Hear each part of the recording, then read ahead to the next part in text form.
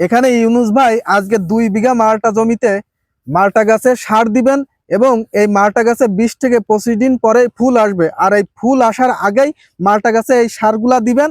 এর পুরা ভিডিও আপনাদেরকে দেখাবো। কারণ মালটা গাছে যদি এখন সার না দেওয়া হয় তখন ফুল এবং ফলের সময় বেশি পরিমাণে ফুল ফল আসবে না, আসলেও সেটা ঝরে যাবে, কারণ গাছে পর্যাপ্ত শক্তি পাবে না। তো আপনারা পুরো ভিডিওটি দেখতে থাকুন। ভাই এই যে সাদা সার দিলেন, এটা কি সার দিলেন? ট্রাইকোডার্মা বলে। ট্রাইকোডার্মা। আর এটা এবার কি দিচ্ছেন? শক্তি অ্যাপথলিকের কাজ করে এটা। আপনার এখানে কয় বিঘা জমির মালটা বাগানের জন্য এই সার প্রস্তুত করছেন? 2 বিঘা। 2 বিঘা জমির জন্য এই সার প্রস্তুত করছেন। এটা কি কাটছেন? হিউমিক। এটা এর উপকারিতা কি ভাই? এটা হচ্ছে উপকারিতা ফুল ফল আনে এতে। ফুল ফল আনবে। এই যে এখন সার দিচ্ছেন, আপনাদের গাছে কতদিনের ভিতরে ফুল আসতে পারে? আনুমানিক 20 দিনের ভিতরে। অর্থাৎ এই 20-22 দিন আগেই গাছে সার দিলে গাছে ফুল ফলের পরিমাণ আরো বেশি বৃদ্ধি পাবে। 2 বিঘা জমির মালটা বাগানে ডিওপি কয় বস্তা দিচ্ছেন ভাই? 1 বস্তা। আর শক্তি কয় প্যাকেট দিলেন?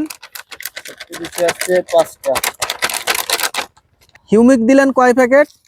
এক প্যাকেট দিছি, এখনো আছে। এক প্যাকেটে কয় কেজি থাকে? 1 কেজি। এরকম আর কয় প্যাকেট দিবেন এর ভিতরে?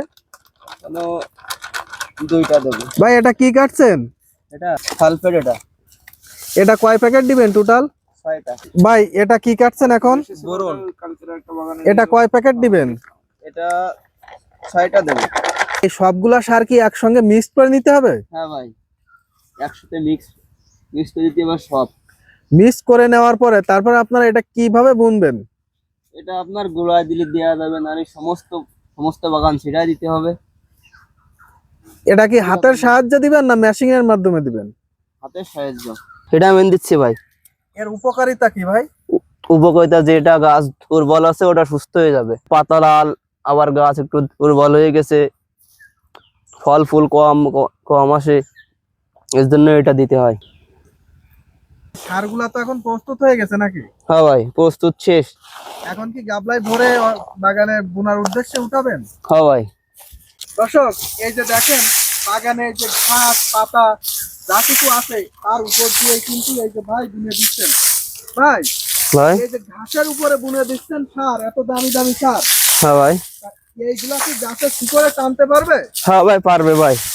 এত পাতার উপরেই থেকে যাচ্ছে সার বা ঘাসের উপরেই থেকে যাচ্ছে।